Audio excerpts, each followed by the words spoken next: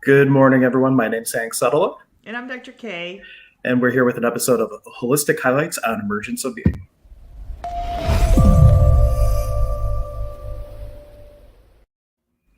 Welcome, everyone. And this topic, especially, I know a lot of people think of grief as just when you lose somebody, but really the definition is deep sorrow. So even like betrayal, I felt like I wanted to throw that in there this morning. Like when someone betrays you, or if you have a child that has addictions, there's a lot of things that could cause grief. So as we go through all the things we're going to share today, keep in mind that it's not exclusive to losing someone or something.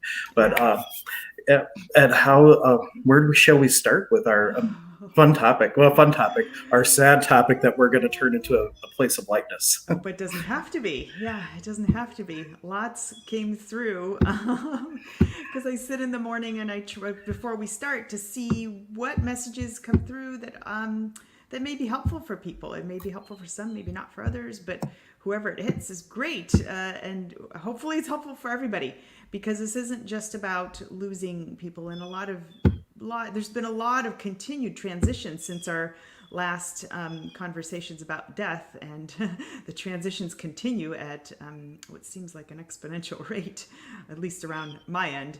I don't know about everybody else. So we'll kind of hook that in and move it, I guess, Hank, move it from there into general grief, because it's not just about death and dying, those nice heavy words we use, but about divorce, about maybe just a relationship that ended, whether that's a family member or something happened and that person isn't talking to you anymore and you don't know why and you're stuck there.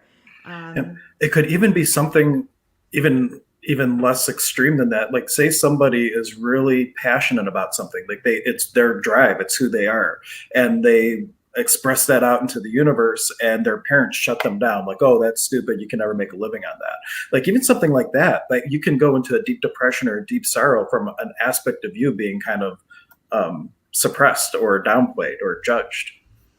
Absolutely. Those go all off in different areas. I just like to, I guess, start with a little quote from Dr. Dyer that I saw earlier, and it spoke to me. Who we are comes from the way we think and process the world rather than how our bodies take shape or eventually lose shape, because we kind of die every day. Things shift every day. When we're awakened, we look at death as absolutely necessary and nothing to fear. And the truth is, we don't know how much time we have. Um, the past is over, the future is not promised for tomorrow, and death is just as important as living. And when we see death as simply as a transition, it becomes a lot more freeing. Where we get stuck is with our own ego. And I will share my story if that helps people. Absolutely. And it's been pulling me back and forth, even though I am somebody that understands this and it helps a lot. I lost my pet on Monday and it was extremely sudden. This was not something I was prepared for. This happened very quickly, yet he planned it in the bestest way I can express. But the energy that left was much more, it's much greater than I ever anticipated. I've gone through putting animals to sleep before. It's painful during the day before, the day after, but this has stuck. And what I want to share is my experience, because maybe this will help others. It's our ego that gets stuck. We get hung up in these emotions and we stay in the suffering of it. We have a choice with that, actually. And I know that might sound cold, but it really, where we get stuck is we tend to get stuck in this hurricane of all these thoughts and these things that are ailing us. And it doesn't have to be that way. And this is where we have to build a little bit of the mind muscle to help us move through these, because you don't want to, as we discussed, I think way back, you don't want to get stuck in grief. Grief is important. It is important for you to cry. Crying and tears actually have a healing process to them. So please don't feel that I'm saying don't cry, hold it all in, shove it down. No, let it out. But you don't want to stay there for weeks and weeks and weeks and weeks on end, whatever the topic is, whether you lost your job and you're hung up on my boss fired me and I hate him, or you got a divorce and you didn't, and it happened suddenly, and you didn't understand why, whether you lost a pet, whether you lost a family member. You don't want to get stuck in that situation. You don't want to get stuck and stay in those feelings, because that's lowering your vibration. So the biggest thing to start to understand is that you are a divine being. The I am is not what you're in this body. Our egos, our heads create these emotions, because it's like we're like a computer. We were born with these things in our heads that start firing these emotions. And unfortunately we have them and we have to process them, but that's not who you really are in the source. And that's why when this quote by Dr. Dyer is just so lovely, when you understand that we transition all the time. You were a baby, you were an adolescent, you have become an adult, you're going to get elderly, maybe not. When it's time to transition, the soul does that. And really, really studying and knowing that you are the soul, and the soul is complete peace. There is no loss in the soul. It gets, I think, injured, or I'm not sure how to best describe that. You get things thrown on you on your field. So the soul interacts with the body, but once the body's shed, the soul is the soul. You still are that energy and that essence, and there's nothing that can touch that. The elections can't touch that. Nothing can touch that. You will remain that no matter what's happening. And so when you can tap into that and bring yourself back to that front and center, which gets tricky sometimes. The ego will want to pull you back and say, no, you got to sit here. You got to grieve over this. This is horrible. Then we get stuck. We get stuck. And that's kind of what we, I think, want to talk about today. And see if we can help shed some light on that. Maybe some little tools and techniques to move you out of those spaces when you're in there, because the mind will play tricks on you. That's what it does. Yeah, the mind likes to the mind will let you, the ego, I should say, will let you relive your worst day over and over again, because the ego's job is to keep you safe and survive. And it would rather you live out a miserable day over and over than seek out a new possibility. So you definitely want to stay into the place of the lighter things of it.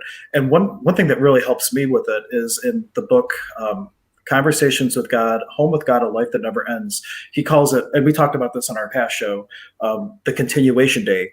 Relationships never end. They just change form. And when someone passes, or when you have a deep grief and your vibration is so low, sometimes our guides, our helpers, our spirit beings that could really be a contribution to helping us. If we allow ourselves to go too low, too long, we're cutting ourselves off from all the support. And there's a great illustration of this. If anyone's ever seen the movie Ghost Whisperer, or not movie, there's a television series. There's one episode where Jennifer Love Hewitt, the actress who plays the Ghost Whisperer, her husband dies, and she's so filled with grief that even though she can see spirits, she couldn't see him, because her grief was so strong that she wasn't able to see through that. And it wasn't until something shifted for her that then all of a sudden she saw him and she was able to speak with him. So it's kind of this the same way. You if you're going to grieve, absolutely let it out, cry. I like to say, never miss somebody, just have a preference for their presence. And if you can look at it from that point of view, you'll just kind of skip on the grief a little bit. You can still cry and have that experience of missing, or not missing them, but preferring them. But you can shift out of it way faster, and then you can start to connect in a whole different way. Because I know I'll segue to. I know that after your pet passed, you had already gotten little messages from your pet. And so when we can shift really quickly, we can start to have that new dialogue, because the relationship doesn't end. It's just different now. And we sometimes just have to calibrate our radio, calibrate our antenna, if you will, in order to start to communicate with them in the new way and have that new experience of relationship with them. Yeah, absolutely. And when you're stuck in a heavy area of grief, it's challenging to have clarity and to hear. And Hank and I can scoop out those emotions for you, actually. We can clear some of those up so that you can be in a better place, and you'll leave feeling like, okay, whew, I can breathe. Because it can be really heavy in the heart area and the solar plexus. And we're all empaths. So imagine that before you have a passing of a pet, if you are maintaining your spiritual fitness, if you will, for lack of a better explanation, but say you have layer upon layer upon layer of other people's stuff, So like already 90% of whatever you're experiencing, you might be picking up from other people because you're not processing it in a way that allows it to move through you, not to you.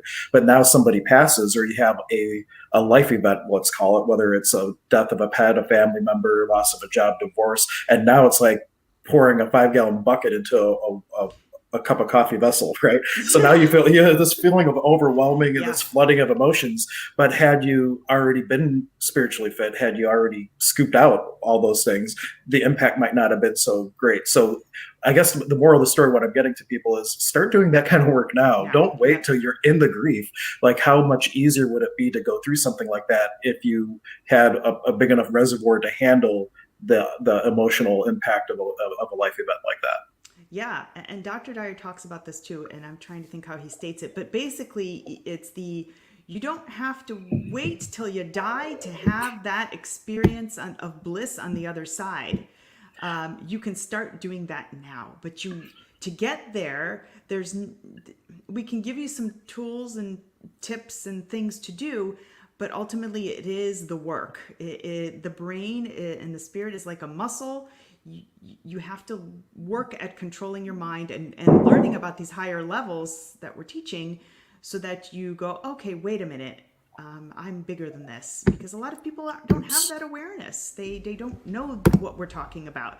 So this is the time to start doing some of that, gaining some of that knowledge and doing some of that work, so that when these things do arrive, you have a higher advantage on handling this. And what Hank just mentioned, absolutely. I mean, I'm pretty empathic, and with the elections and all these things that are happening, I started feeling that. And this just really like brought me down. Yeah. And it's funny, I'm like, wait a minute, I am this big, strong person, and I usually handle things really well, and I'm always in a grounded space. This took me down. I'll be completely vulnerable. This took me down for a couple days. And for when that happens to you or anyone, don't judge yourself for it. I like to point out the analogy of, I was raised Christian, so I use Christian references. Even Christ wrecked the tabernacle. Even Christ lost his shit at one point. Yeah, So yeah. like, when things like that do happen, don't judge yourself for it. Be aware of it, and then as consciously as possible, start to move through it. And the goal, of course, being as you start to do all this work, your bubble, your aura, your popo, whatever you want to call it, it becomes like Teflon. Shit hits, but it doesn't stick. Yes.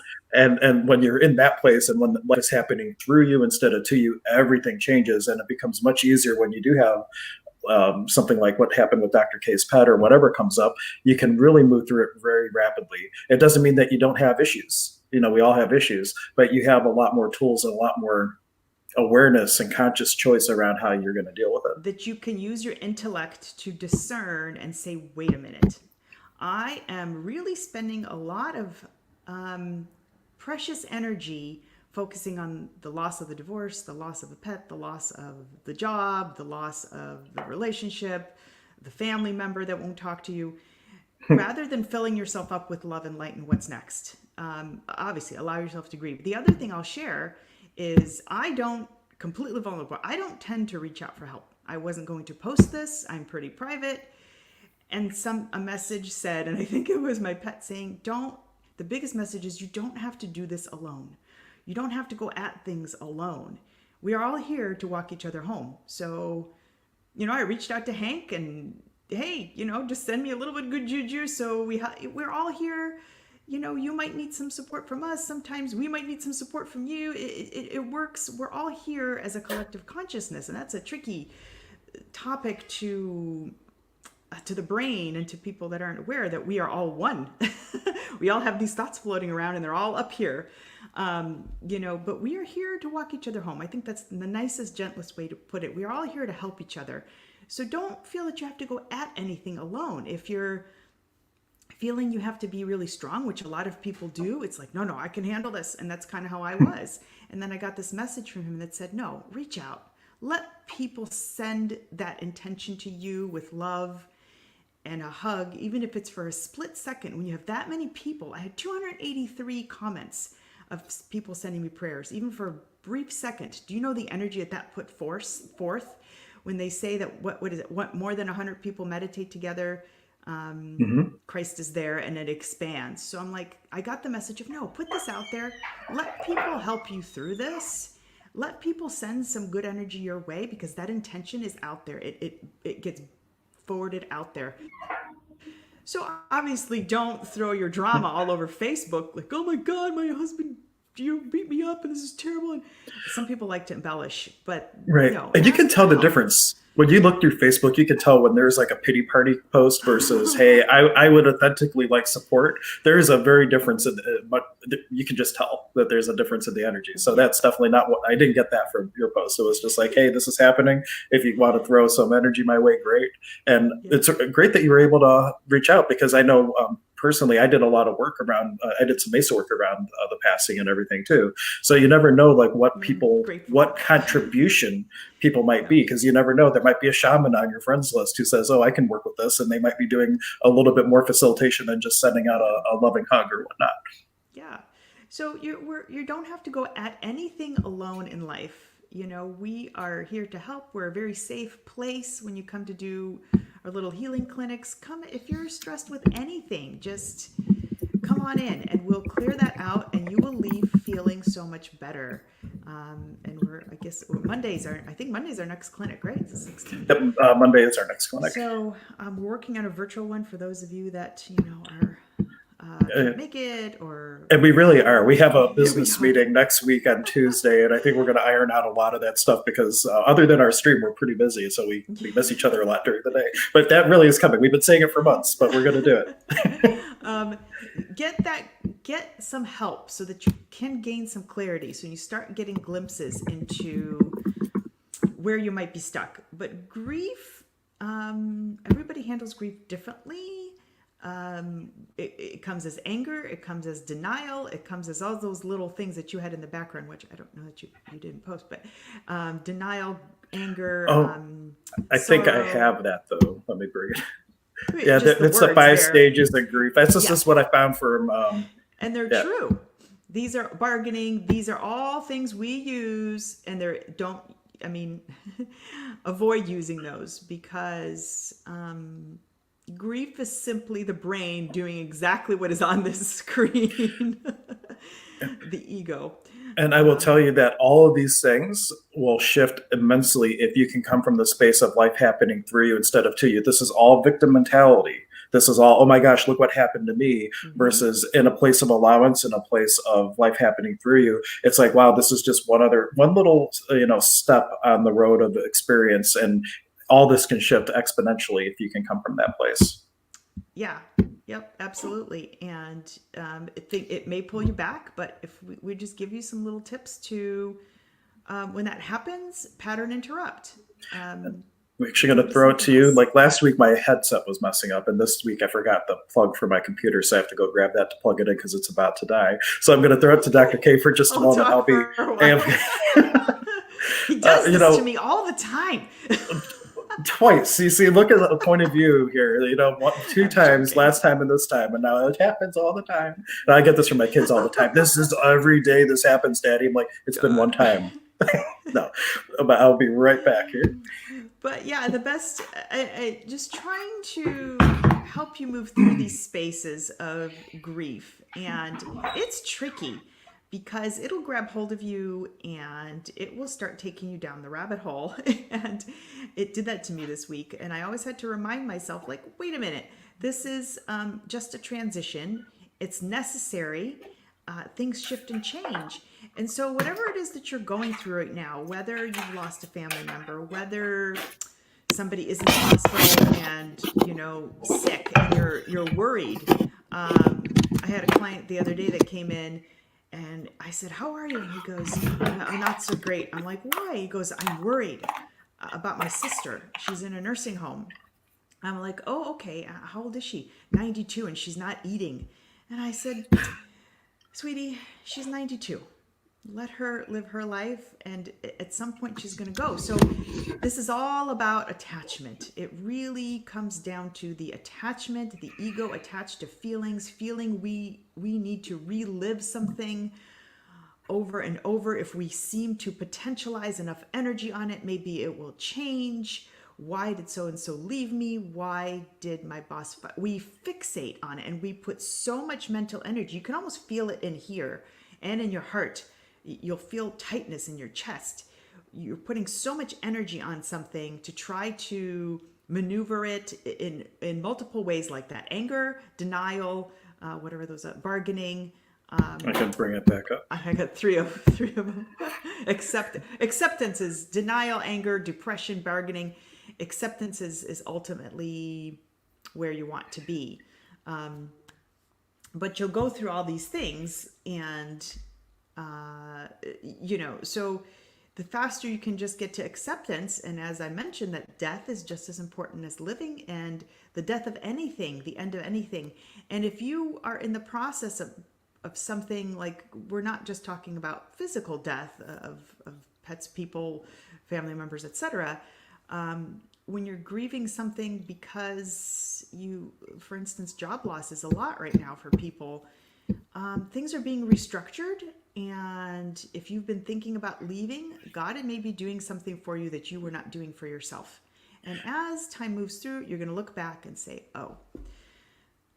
Something that comes up to add or to offer with that is people, and this is indicative of the shift we're experiencing as a species on the planet, but people are so identified with what they're doing versus who they're being, that when we identify ourselves as our job, when we identify ourselves as our relationship, when we identify ourselves as whatever it is, as opposed to this is who I am, that's where we get a lot of that from when we have the grief, because we are identifying with something that we're saying is us when it really isn't us. And if you can really be just your own authentic self, all the other things that they come and go are going to not be as impactful, because you're not identifying your identity with what you do for a living, or with who you married, or friends, family, whatever the case is. We did have Mike checking in. Good morning, Magic Mike. I'm glad that you're able to join us. We did have Jason just asking about the healing clinic, how much it costs.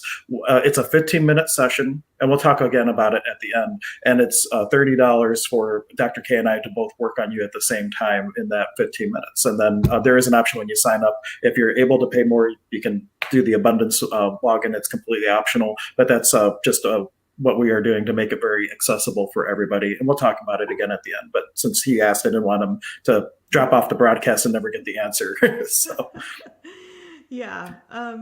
So it's really, it's learning who you really are. I think that's the key to any of these conversations we're having, is to getting to the truth of who you really are. When you gain that, you start to see the world differently. And when you're able to do that, you can catch yourself in these moments and go, well, wait a minute, this is my head doing some stuff.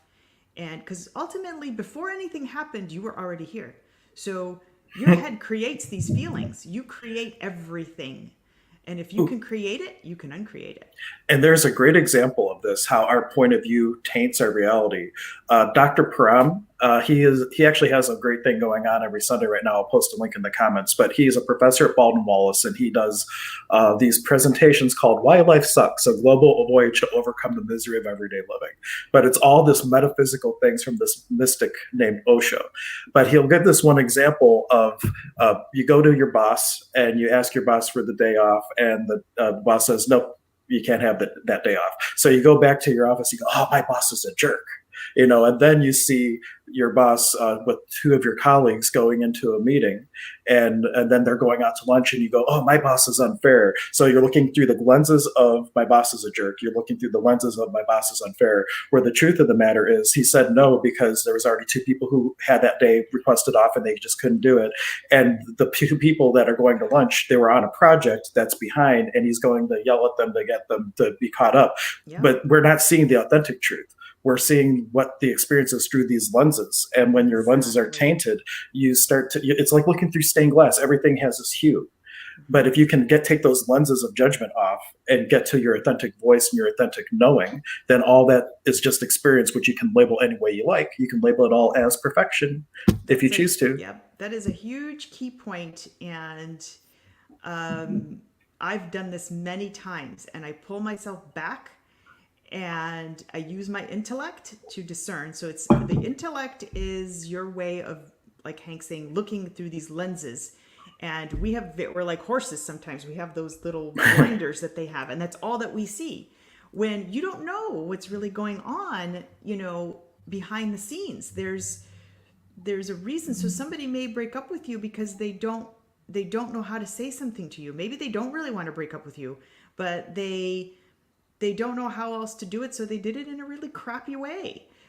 Because you don't know what's going on inside them. And sometimes when you pull yourself back, this is the key really, to be the observer. When shit starts happening, pull yourself back and just watch. See if you can just almost look at it as like a movie in front of you. Then you're able to see all the parts and pieces, and it's like, oh, this is why things may be happening. And I get stuck down this rabbit hole, but I know how to pull myself back and say, okay, wait a minute, what could be happening here? And usually it reveals itself very quickly. And then whoever it was on the other side said, well, I had this appointment. And then I'm like, oh, and I thought you were mad at me, but they had something else going on. And so then all of a sudden it like diffuses the whole thing. When you're able to start doing that, and you have to be in a space where you're gaining more clarity and more awareness, and knowing that you have an intellect, to always ask yourself, maybe there's something else going on, and not using these lenses. Take the lenses off because there may be more. Take the 3D glasses off because there's something else, or put the 3D glasses on, which way? I would also offer, before you get to the point where you're using intellect to discerning, how do you feel about it? Neil Donald Walsh says, and I agree with this, feeling is the language of the soul. Feeling is the art of intuition. And it's all based on where you're at. Does something feel heavy or does it feel light? And if you can say, oh, if I'm going to choose this, does it feel heavy or light? If it feels heavy, then you don't have to, you can start to look at, okay, well, why might that be, or something afterwards, but get your initial gut response to something first of how it makes you feel. And if you're not good with that, because I know not all of us have been using that mind, developing that mind muscle and focusing on our intuition, you can put things out on a trajectory. So if you can say, hey, how does this feel? If I take this class, if I go to Dr. K and Hank's healing clinic, 5 years from now, how does that feel? Like, if you don't get an initial heavier light, is that for you? 5 years from now, how does that feel? And putting it out on a trajectory, you actually get a more distinguishable shift from where you are now. And it helps you kind of start to hone in on that mind muscle or whatnot. And then after you get that, now you can start to intellectualize. Because one thing with using the intellect to make choices, sometimes our ego gets involved. So instead of looking at the raw data, the ego with all those filters starts to taint things. So it's just something to be mindful of as you start to dissect and to think about things. Get your gut response first, and then reinforce that by dissecting it afterwards. And we did have a question. Mysterious Facebook user. If you're looking at this, if you're watching us in a group, there is a link for StreamYard for us to actually see who you are. So you're just going to be the anonymous Facebook user. But they were asking, does your clinic do any work with helping me being an empath? Because I've had a hard time with letting some past issues go, which has been really taking a toll on my life. Yeah, and this is all about letting go. This is really all about letting go. That takes a little bit of work. How can we speak to that, Hank, best? Well, for one, it helps because remember at the beginning or earlier in our conversation, we were talking about how like 90% of the stuff might not even be yours. You're already, especially people who identify with being an empath, because spoiler alert, everybody's empathic. To the degree that you're empathic varies. Like, some people are way on one extreme, and some people, we have like the saints on one side and the narcissists on the other, politics and other things on each side. But but everybody falls usually in like the middle area. But if you're really identifying with the empath, that means you're more on the more extreme side.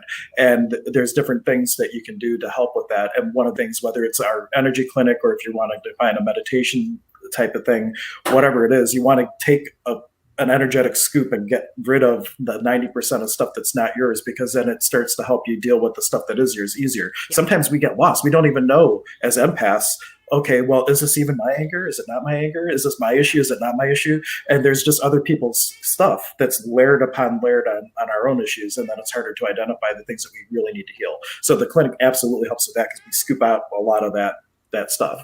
And I also want to comment on that. Don't use your empathicness, if that's empathicness. It is now. If it's not, it is now. As a excuse, because you have control of your mind. You do have control of your mind. Do you have to build that muscle? Yes, but you do have control of creating the feelings around something.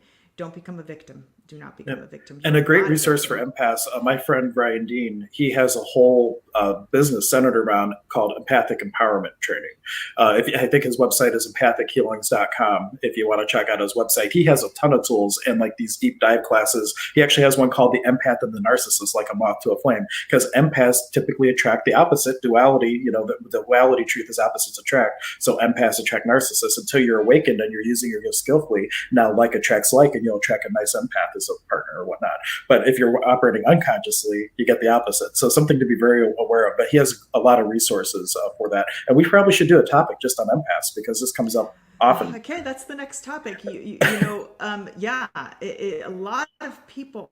I get so many empaths in my clinic. People that aren't even aware. I have a client that's 80 Yep. years old. She's not even didn't even know. I'm Well, like, well, if you look up the word empath this in the is dictionary, it's like the fictional belief of like it does. It's not even acknowledged as a real thing. Star Trek really helped with that. Counselor Deanna Troy, the empath, that was where it kind of started to become a little bit more accepted in mainstream that it's even a thing to be aware of other people's thoughts, emotions, and feelings. And it goes beyond people. It's also being aware of entities. It's like yeah.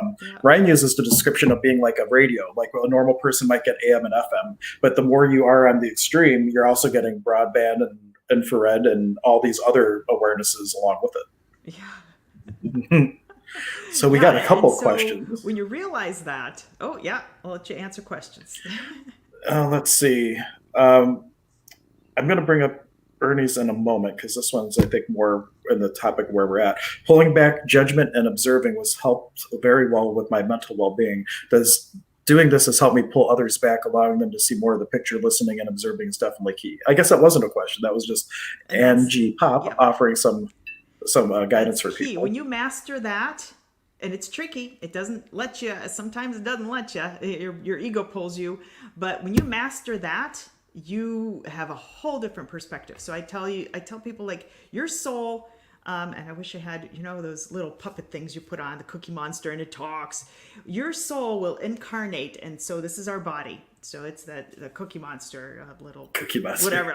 The puppet. The puppet that talked. The ones you put your thumb in and you make it do these things. When the soul incarnates into this, so this is our body. But we do have the ability to pull back and look at everything. And the best way I can describe it, I'll see if I can think of another method, but watch it like a movie. Just pull yourself back and go, wait, I'm just kind of look at what's going on. I got this person talking to me over here. I'm acting like this. When you pull yourself back, you're already detaching and you're being able to look at things in a different way. Because the thing that happens is we become entangled, and we become entangled in our emotions, and that's why it's more challenging for us to let them go. And so this is a lot of the healings that I do. We work on getting disentangled because we like to get entangled in there. So if you're having a hard time untangling yourself and you're like, but Dr. K, I'm trying and I keep feeling the grief over and over, you're entangled.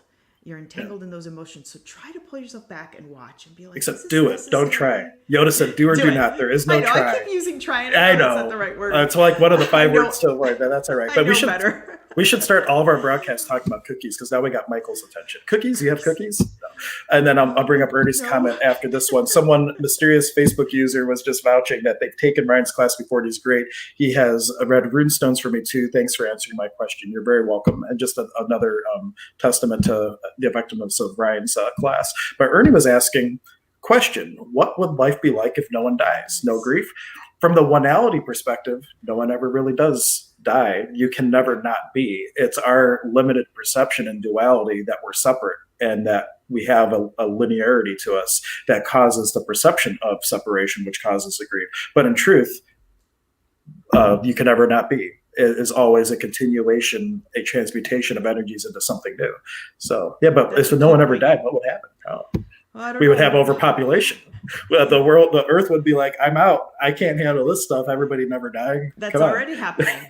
Yeah. The world, the universe, and the world, when you think of the world, think of a globe, it is a self-correcting system. When there's too many people, when there's too many things, it will wipe things out. We have no control over that. Tsunamis happen, people pass. It can only handle, Mother Earth can only handle so much. And yet we pollute it and we do all this stuff, and that's a whole other topic. but it is a self-correcting system. So our bodies have to leave. Can you imagine? Yeah, Ernie, if we still had dinosaurs around and everything was still here, good Lord, it'd be ridiculous. So things have to move. Transition has to happen. But our essence and our energy, and this is again the point, once you grasp that you don't leave, you have been, you are, you always will be, and proof World of without that, end. That sounds yeah, familiar. you will continue. And the proof of that is asking your loved one, or in my case, my pet, to send me a message when you get to the other side. There's proof right there that the energy still maintains. And I know a lot of people that have asked their family member, can you send me a sign? Can you send me a sign that you're okay?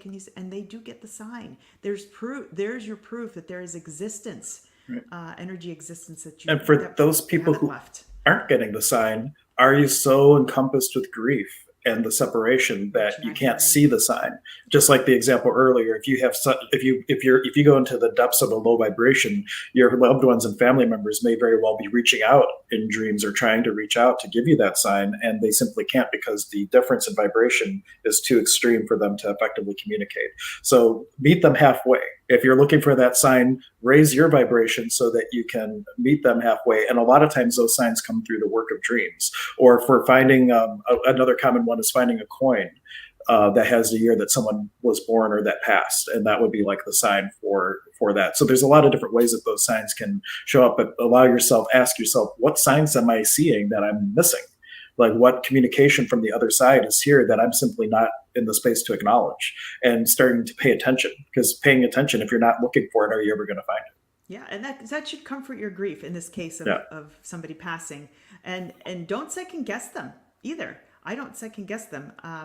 I didn't share this with Hank yet, but I had a friend that her name is Mary Jo, and my cat's name was Marty Jo. And I have her, she's not even, I can't even say she's like a really good friend. I've never talked to her. Like, aside from, she's more of an acquaintance. I have her number in my phone, but we've never talked on the phone. We've texted maybe 10 years ago. So the day after my pet passed, my phone rang and it said Mary Jo. She goes by MJ, and my cat's name was Marty Jo, and I automatically saw that as a sign. 4 missed calls, and she texted me. She goes, "I'm sorry, my phone is randomly calling people. I haven't talked to this person in 15 years. I mean, like, I saw her at a wedding maybe 5 years ago, but we've never talked on the phone, ever." That is a sign. I could have easily second guessed that and said, "Oh, okay, her phone's screwing up. Random thing. That wasn't a sign." That was totally a sign, and 4 missed calls from that. So this was him letting me know I made it to the other side and I had a dream. I'm like, okay, got it. So that don't second guess things when you find stuff. If you're like, oh, this could be a sign, it probably is. So just accept that and maybe ask for. Yeah, it's not going to necessarily come through as a billboard with neon lights flashing saying, "Hello, I'm here." It's usually way more subtle. And I have a recent one that just blew my mind. At the center is, of course, shifted from holistic health and healing to emergence of being. And there was a painting that was up on the shelf from Lovey Ademchek. She had this painting hanging in her house, and Ryan had taken it. And of course, when he left, he took that with him. And I just had the thought, oh, I wonder how Lovey's doing, because I noticed that the painting was missing. And then I sent him screenshots. I said, wow, look at this. There's a group, Holistic Health and Healing, where people can post events and different things. And we're streaming to there right now. And all of a sudden, from 2013, when Lovey was alive, there were like 10 different posts pending approval, all from Lovey. All from things from 10 years, or not 10 years ago, 7 years ago or so. And I'm like, how is this even happening? So I took screenshots. I'm sending them to Ryan. I go back in to look at the posts again, and they were all gone. So they all appeared for that one moment, and then they were all gone. And it wasn't like all posts from 7 years ago, because there was a lot of activity in that group. They were only Lovey. And it was just, for me, a wonderful sign. Wow, Lovey's doing great. Obviously, she's pretty busy. Yeah, and this is proof. This is proof that there is the existence, and that you are an energy. You only have this body, and this mind really likes to screw with you sometimes. Yep. So that's where we get stuck. So I don't know. This is one too. Yeah. Mike offers this: where proof is needed, no proof will suffice. That's from Saint Germain, the I Am discourse. When someone wants to be proven, I think Mike's right. Like, if there needs to be, like, they have to have undisputable proof. For them, it may be very hard to see things, because they want something that's so tangible that it may never show. So if you're finding yourself in a situation like that, the invitation is suspend your disbelief just for a moment and see if you might have a different experience. Or in the words of Access, we have this wonderful little thing we ask is what else is possible? But throwing that out there, if you find yourself really stuck in a point of view around something, asking this will definitely start to shift your point of view around it. It pulls you back.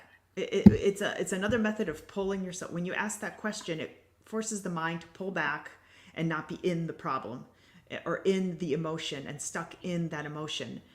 So it's really all about, number one, letting go. And I know that's, people are like, well, Dr. K, I can't, I'm having a really tough time letting go. Like one of the Facebook user mentioned it. Well, what would it feel like if you didn't have a tough time letting go? That's a question where you can start to shift out of things like that too. Twist your brain. It doesn't hurt. Letting go and being the observer. When you're able to do that, you're pulling yourself back. It untangles you from that emotion, and you're able to just watch it like a screen, and it gives you more clarity and more perspective. There's another cord cutting technique that I use, and I did it a lot this week, and it does help. And for a lot of my clients, it helps a ton.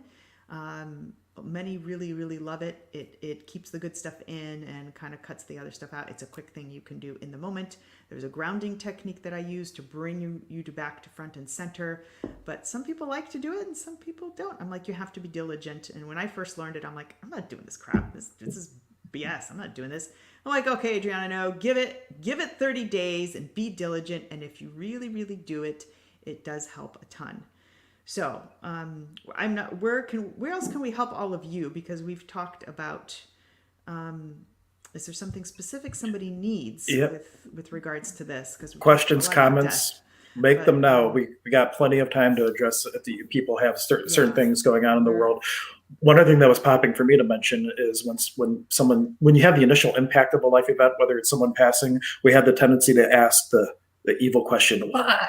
And why is that victim question where you just loop back into the same energy? So if you find yourself asking, why did this happen? Why this? Why that?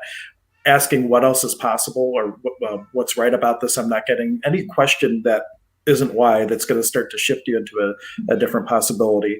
And Mike actually just brought it up. What is the value of that? Perfect. Yeah, you can say, well, what is the value of this? Or I might really like, how does it get any better than this is a great tool also. But what else is possible to take you out of that why victim mentality? And there was something else too that I thought of, but I can't remember what it was now. Something else that just came through too. What was it? Poof, it's gone. Yeah, it happens.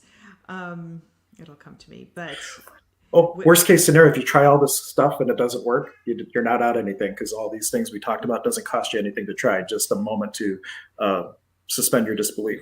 We do have Doug asking a question. He asks, okay, how do you clear your mind from an unexpected divorce even 2 years later?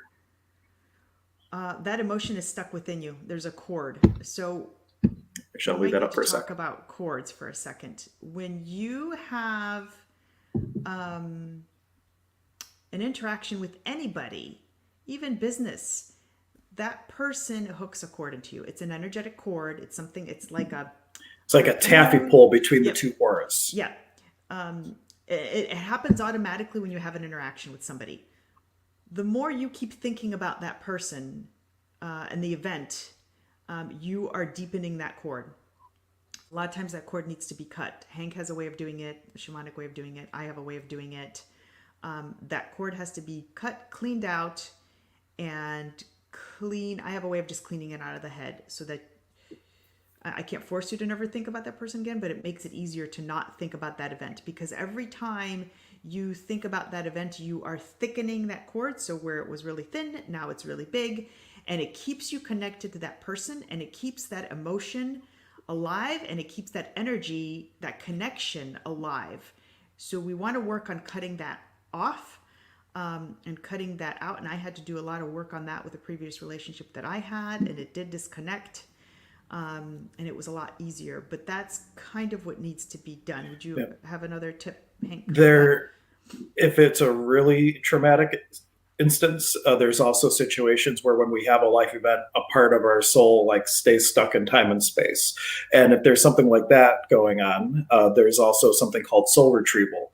Because one reason the cord could be so strong is that there's a part of you that is fragmented, that's living in that time and space. You can cut the cord, cut the cord, cut the cord, and you'll find that that little taffy pull reinstates and starts getting thicker again. So if it's something like that, um, you can look to do it when you go to sleep at night. The most effective way, if you don't have someone actively working with you, is just ask the question before going to bed: hey, spirit guides, beings of light, guides, teachers, angels, whatever you want to work with, as I sleep, please recover all parts of me living in other times and spaces, and see if you just doing something simple like that would help. And if not, then it may be something you can come in for and whatnot if you feel that there's actually a soul loss because it was a super traumatic, unexpected type of thing. And yeah, and it might be a karmic thing. It took me quite a bit with an 18-year long relationship that I had. And I knew when I learned that lesson, you have to also look at what lesson is in everything for you, because with every situation we go through, there's a lesson. And if you can ask yourself, what do I need to learn here? What is it that I haven't learned here, need to learn here, need to close the door to? And that may be very quick, and that may take a little bit longer. It's all receptivity and how fast you want to let it go and how fast you want to learn it. I learned a lot with this event that I had about attachment, about letting other people love me, acceptance. About receiving. About receiving. Yeah, Yeah. there was a lot. This was a big attachment to me, and it's funny because I talk about this. Because what did we talk about 2 sessions ago, Hank? I fully admitted I'm very attached to my pets. And he's like, no, you're going to learn to detach. You're going to have one less attachment in life. And I'm like, okay. So you have to ask that question too, and then work. And then Micah offers this: what's right about this I'm not getting? That's a great question if you feel stuck with something, to start to shift it out. That's another little cool access tool. And just offering this from something Ernie posted. He said, I have seen my departed father in my peripheral vision. Fascinating. Yeah. Oftentimes that's a great thing, because sometimes that sign, like you think, did I just see them? And like the moment that you start to focus on it, you lose it. That's something that I have been really working on with like remote viewing and things like that. Like you have that moment where you have this full clarity. It's like you're there, and like just like seeing with your own eyes. But the second you even half focus on it, it just poofs out. I have had a really struggle trying to keep that.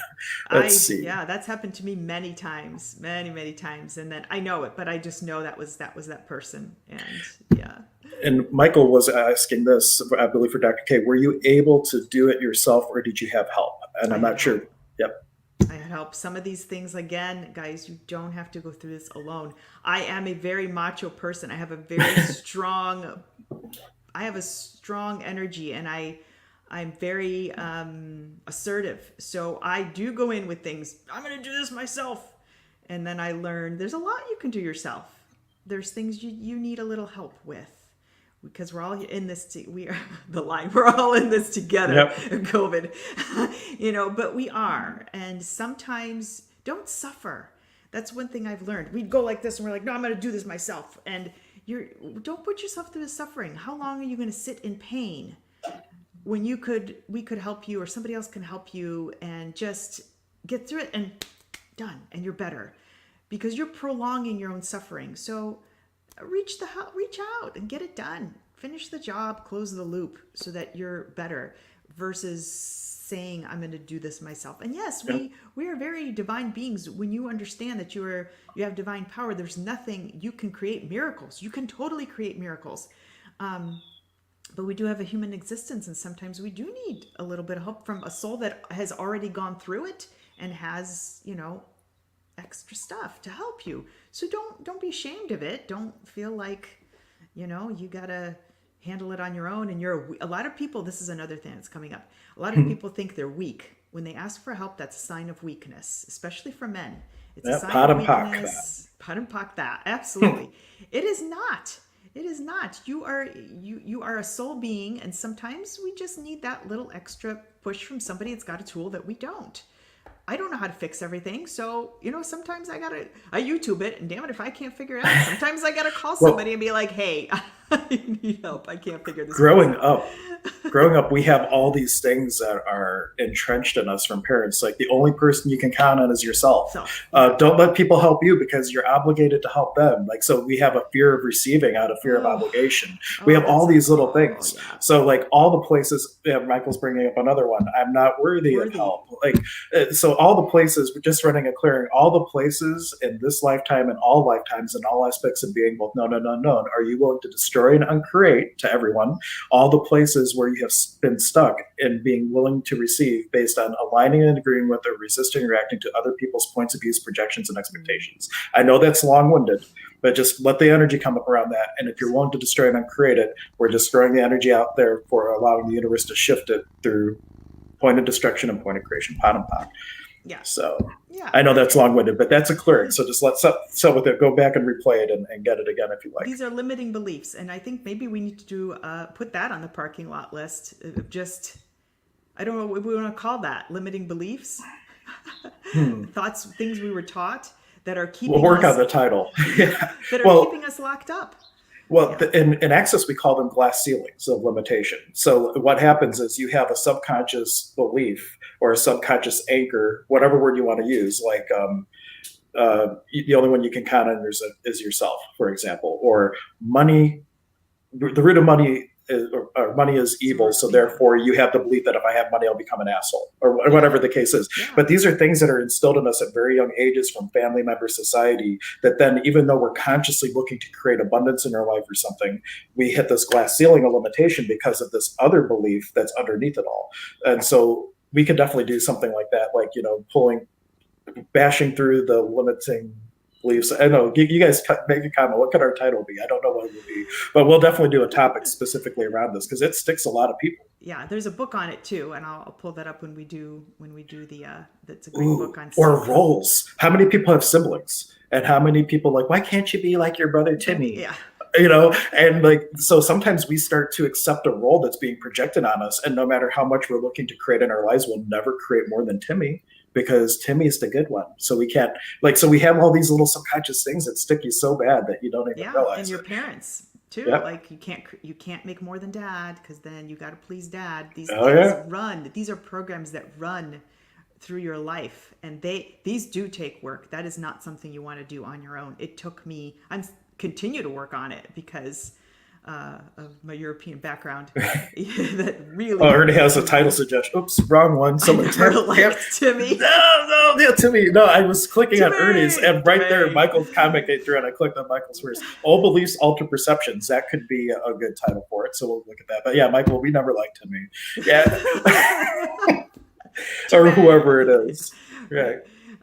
So we're getting a little bit off, but these are other things that do tie in. They keep you locked up in the grief because you're told you need to mourn. You're told you need to sit in this. You don't need to sit in the pool of crap. You don't need to suffer. Take a lesson from the Irish. Cry at a birth, rejoice at a death. They celebrate that passing. They celebrate people's transitions. And what would it feel like if when someone dies, you could truly celebrate and be in a light place of gratitude for the time you had and looking forward to the new relationship? And really, what can your loved one in spirit do for you now that they couldn't do with the shell of the body? Exactly. Like, what greater possibilities are there in this new form of relationship? And I prefer the term creationship because relationship isn't acknowledging that you're separate, but in reality, we're all one. So if you can be in creationship with your loved one that's just passed, what are the endless possibilities of what they could contribute to you if you're willing to receive it and willing to step out of that grief into a whole different possibility? Absolutely. And that's the other thing I want to comment on is when the energy moves and they go to a different space, they are able to help you from this space way more than they were in this human body. If you're willing to receive it. If you're willing to receive it. If you're willing to receive it. Because you might be like, they want to give you all the stuff. And you're like, I'm doing it on my own. and you can never get it. So really shift to the space of what contribution could I receive from them now in this place and be willing to receive it. And they're there guiding you. Celebration of life. Always connected.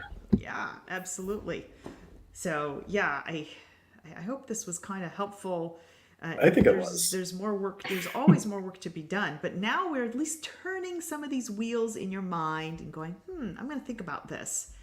And, things like divorce and those things, people really get stuck there. Those are cord, I think, connections that need some unplugging and some cleaning out and figuring out what number one, figuring out what the lesson was there for you, because there's always a lesson. And number two, cutting that cord, unplugging it, clearing it so that it does not have the impact that it, did. And it's not as heavy. And Angie Pop adds a great contribution. Your loved one wouldn't want you to wallow in grief. Life needs to move forward. So if you find yourself in grief, is that really how your loved one would want to see you right now? And maybe that could be a little bit motivation, right? Well, because to your loved one, an aspect of you greeted them on the other side. Your loved one who passed has no separation from you.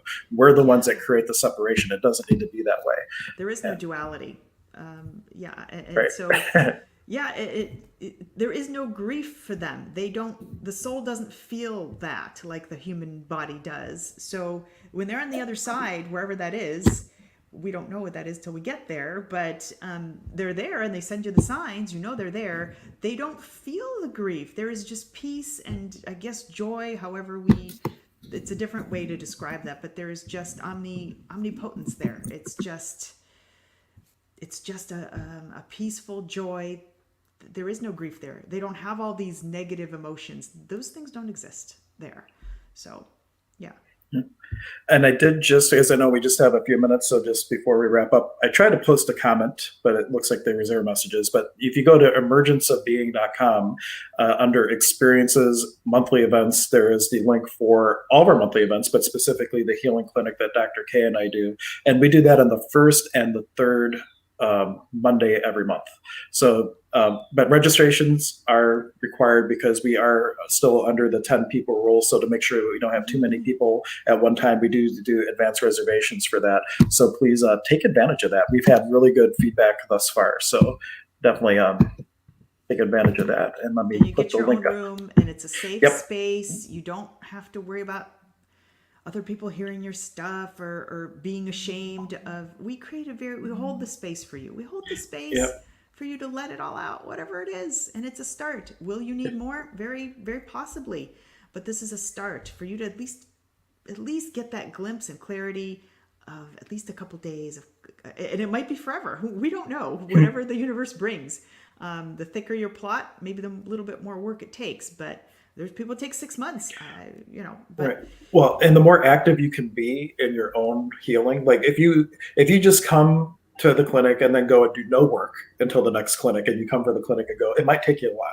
But if every moment that you can, you're consciously working on you, if you're consciously choosing things that are going to create lightness in your life, things can change very rapidly. How engaged do you want to be in your own healing process? Hopefully very engaged, because I've seen transitions happen in one session. We've had it in the clinic. We've had people from one session that they were in a slump, that they didn't have a job, and all these things were happening to them. Their whole life shifted and they're out doing things again. So like there really is, speaking of, I haven't seen comments. Yeah. well, we're not saying it was Mark, but where is Mark today? Normally we have our resident comedian making comments, and Mark has been silent or absent because he's so busy. Who knows? But anyway, we had another person who had a lot of things going on that made a complete shift, and things are going very differently for them now. So it doesn't have to take a long time. But also, the more things you do get done, the more, if you come to our clinic, if you come to the BARS clinic, there's a lot of resources. Go back and watch our past streams. There's a ton of resources there. If you can't come to the clinic because money's an issue, well, one, what can we change about that? But go back. We have a whole series on abundance that Dr. K and I have done. So if you go to the YouTube channel, go back through the playlists and everything, you can find all these past episodes where we've given a lot of tools that can help you if you're not in a position where you can come to the clinic. Absolutely. We got to count. Yep.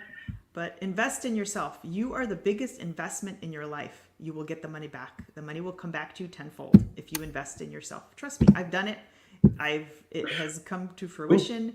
Especially when you do a blessing with it. At Rishi's Metaphysical Institute, when they take the donations, they say, God bless this money, multiply it and increase it 1,000 times 1,000 for the service of the light. Bless the ones who gave it, and bless the ones to whom shall go. So every time you're paying for anything, if you do something like that energetically, you're putting it out, and it's creating a lot more for you and for other people. It absolutely will come back to you. It absolutely will. So trust in that. You're the only investment you have here in your life, and that's the most important thing. You should be the most important thing, to get yourself to a place of peace, joy, vitality, and that includes your physical body and your mental body, which we both work on here. So, Absolutely. But thank you everyone thank so much for you. tuning in. Please, if you haven't already, click over to the YouTube link. Please like, subscribe, make comments. If you're catching this on the replay, make comments. We can still catch that the next time we stream, which will be next Friday at 10 a.m. Until then, thank you so much, and we wish you all the best. Hope to see you Monday. Bye, Take everyone. care.